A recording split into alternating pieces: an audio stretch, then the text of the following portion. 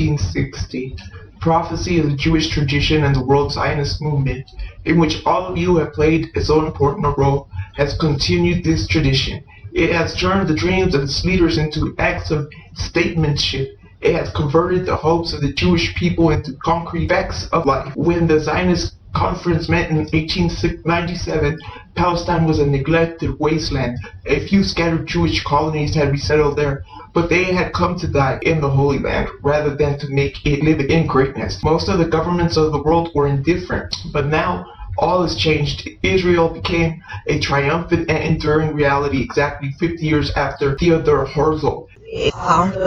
Zionism had proclaimed the idea of nationhood. It was the classic case of an ancient dream finding a young leader. I saw Palestine in 1939. There, the neglected and ruin left by centuries of Ottoman misrule were slowly being transformed by miracles of labor and sacrifice. But Palestine was still a land of promise in 1939 rather than a land of fulfillment. I returned in 1951 to see the grandeur of Israel. In 3 years, this new state had opened its doors to 600,000 immigrants and refugees, even while fighting for its own survival. Israel had given new hope to the persecuted and new dignity to the pattern of Jewish life. I left with the conviction that the United Nations may have conferred on Israel the credentials of nationhood, but its own idealism and courage, its own sacrifice and generosity had earned the credentials of immortality. As for the question of the existence and the non-existence of Israel, but I wish I could be as sure of all my prophecies as I am of my flat prediction that Israel's here to stay. For Israel was not created in order to disappear.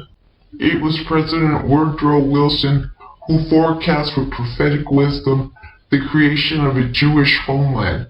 It was President Franklin Roosevelt who kept alive the hopes of Jewish redemption during the Nazi terror.